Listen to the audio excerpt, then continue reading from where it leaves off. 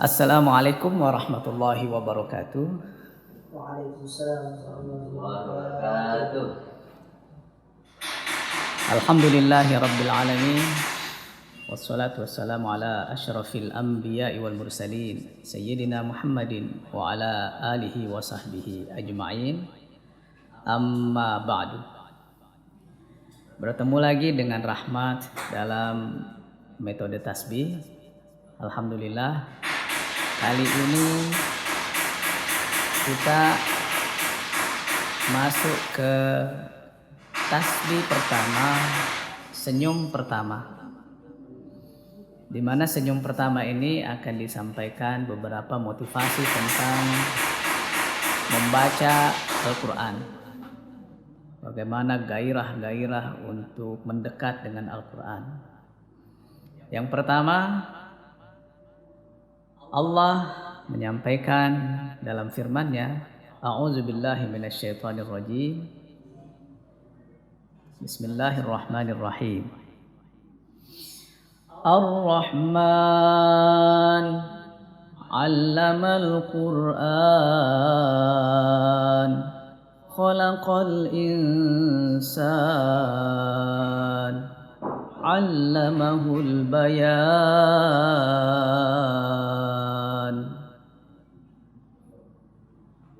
Ar-Rahman, Allah yang Maha Pengasih.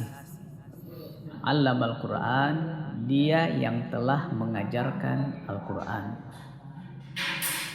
Artinya, dalam proses belajar mengajar Al-Quran, dalam proses membaca Al-Quran itu harus dengan kasih sayang. Tanpa dengan kasih sayang, mungkin bisa baca Al-Quran, tapi tidak akan semulus dengan memakai hati yang penuh dengan kasih sayang. Karena di sini Allah memunculkan namanya dari sekian banyak namanya, Ar-Rahman, yang Maha Kasih Sayang, yang berhubungan dengan pembelajaran Al-Quran. Maka sebagai kesimpulan adalah bahwa yang mengajarkan Al-Quran itu adalah Allah Subhanahu wa Ta'ala. Yang kita lakukan adalah proses belajar. Kemudian yang berikutnya adalah Allah menyampaikan dalam ayat, A'udzubillahi minasyaitonirrajim. Bismillahirrahmanirrahim. Walaqad yassarnal Qur'ana lidzikri fahal min muddakir. Sungguh telah kami mudahkan Al-Quran untuk dipelajari, maka adakah yang mau mempelajarinya? Artinya, Al-Quran itu mudah bagi yang mau belajar. Karena sebaik apapun metode, tapi kalau tidak mau belajar, malas untuk belajar, ya pasti kemudahan itu tidak akan didapat. Jadi mesti harus diusahakan. Maka sebagai kesimpulan dari perintah Allah ini, penyampaian Allah ini adalah Al-Quran itu mudah bagi siapa saja yang mau mempelajarinya. Dan ini Allah ulang berkali-kali. Nah, di sini ada sebuah ilustrasi bahwa saya seringkali mengangkat contoh antara peci dengan kepala. Ini peci adalah buatan manusia, sementara kepala adalah ciptaan manusia. Seringkali manusia bilang bahwa belajar Al-Quran itu sulit, berat, susah. Sementara Allah dalam surah Al-Qamar ini 4 kali dia bilang Quran itu mudah bagi yang mau belajar. Nah, saya tanya sekarang, kalau peci kekecilan, kira-kira yang dirubah peci apa kepala? Tentu yang dirubah adalah peci, bukan kepala. Nah, manusia yang suka bilang bahwa belajar itu susah, itu harus dirubah. Karena Allah mengatakan Al-Quran itu mudah. Sehingga mulai saat ini nggak ada lagi kata sulit. Tapi semua yang kita munculkan adalah bahwa Al-Quran itu mudah sesuai dengan apa yang disampaikan oleh Allah Subhanahu wa taala. Kemudian yang berikutnya adalah Allah berfirman, a'udzubillahi minasyaitonirrajim. Bismillahirrahmanirrahim. Wallazina jahadu fina lanahdiyannahum subulana wa innallaha lama'al muhsinin.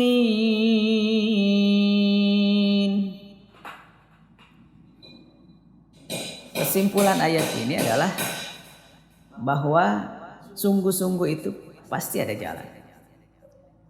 Jadi walaupun tanpa metode, ya, tanpa cara seperti yang kebanyakan muncul dengan metode pembelajaran saat ini, kalau sungguh-sungguh itu pasti ada jalan. Kita lihat orang tua kita dulu, rasa-rasanya metodenya metode yang sangat sederhana, tapi mereka juga tidak sedikit yang berhasil dalam membaca Al-Quran, dan malah mereka lebih berkah dalam perjalanan hidupnya dengan membaca Al-Quran. Intinya Allah mengingatkan, sepanjang kita sungguh-sungguh pasti ada jalan. Kemudian yang berikutnya adalah huruf hijaiyah adalah nama-nama Allah. Ini salah satu yang menginspirasi kenapa kemudian metode ini diberi nama metode tasbih. Ya, karena setiap menyebutkan huruf-huruf hijaiyah itu adalah sama dengan berzikir, bertasbih, menyebut nama-nama Allah. Jadi hadisnya kurang lebih begini. Dari Husain radhiyallahu anhu berkata, seorang Yahudi mendatangi Rasulullah Shallallahu alaihi wasallam seraya bertanya, apa makna huruf hijaiyah?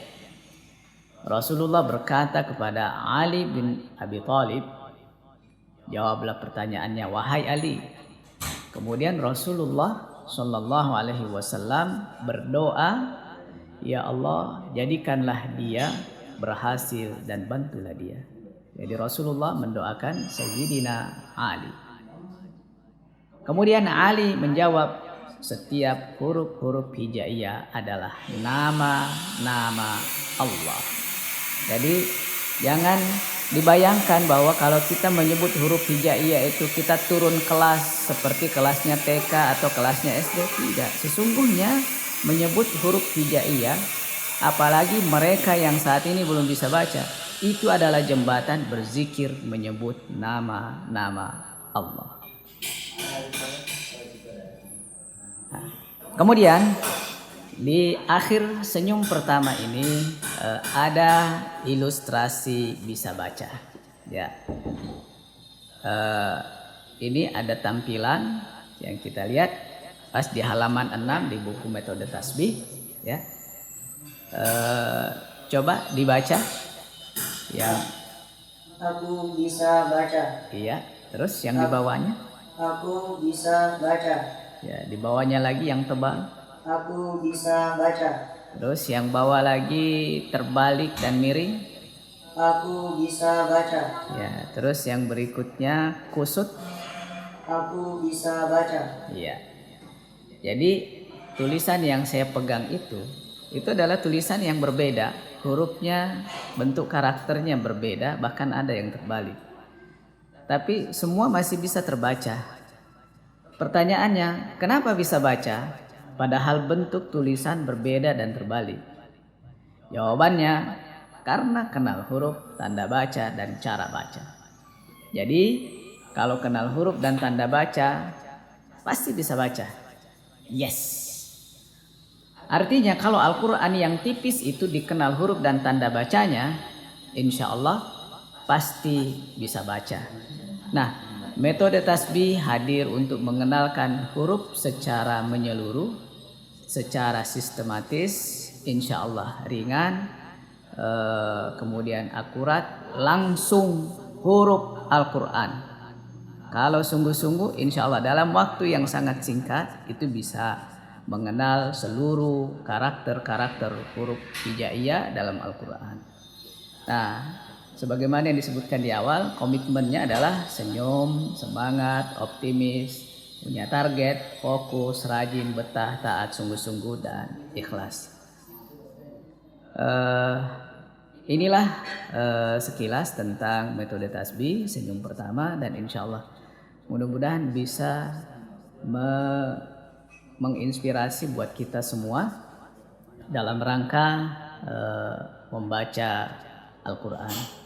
Kemudian satu tambahan lagi bahwa membaca satu huruf hijaiyah adalah pemberian terbaik buat orang tua. Jadi ini ada sebuah kisah, ada seorang ibu yang punya dosa, kemudian belum diampuni dosanya dan dia meninggal dunia. Maka proses di alam barzah itu dia harus dipukul dengan pukulan dari martilnya Mungkar Nakir, palunya Mungkar Nakir. Apabila dia dipukul, dia tenggelam sampai dengan 70 hasta, 70 meter. Dan setiap terkena pukulan itu teriakan histeris, sangat luar biasa sakitnya, sampai minta tolong, ya Allah tolong, ya Allah berikan waktu. Setiap dia dipukul. Dan tiba-tiba pada saat dia dipukul, berhentilah palunya Mungkar Nakir. Mungkar Nakir tidak bisa menggerakkan palu itu. Lalu apa yang terjadi? Mungkar Nakir bertanya kepada Allah Subhanahu wa taala, "Ya Allah, kenapa palu ini engkau tahan? Sementara palu ini engkau ciptakan buat menyiksa hamba-hambamu yang ada di alam kubur, yang dosanya belum kau ampuni. Sementara ibu ini belum kau ampuni dosanya. Tapi kenapa palu ini engkau tahan ya Allah?" Kemudian Allah sampaikan kepada Mungkar Nakir, "Wahai Mungkar Nakir, coba kau tengok ke dunia." Begitu Mungkar Nakir tengok ke dunia, rupanya si ibu tadi masih memiliki anak kecil yang usianya kurang lebih 7 tahun. Saat itu sedang belajar huruf alif sama seorang guru. Satu huruf alif. Artinya satu huruf saja itu mampu menahan palu Mungkar Nakir buat orang tua. Bagaimana 2 huruf, 3 huruf, bagaimana 29 huruf, 12 tanda baca, bagaimana surah Al-Fatihah, bagaimana kalau sudah 30 juz, bahkan menghafalnya dengan baik. Subhanallah. Maka tentu akan menjadi sebuah kebaikan buat kedua orang tua, terutama buat diri sendiri si pembaca. Alhamdulillah. Demikian untuk senyum pertama. Mudah-mudahan ada manfaatnya dan insya Allah kita akan ketemu lagi di senyum-senyum berikutnya. Bi'aunillahi wa taufiqi. Assalamualaikum warahmatullahi wabarakatuh. Waalaikumsalam warahmatullahi wabarakatuh.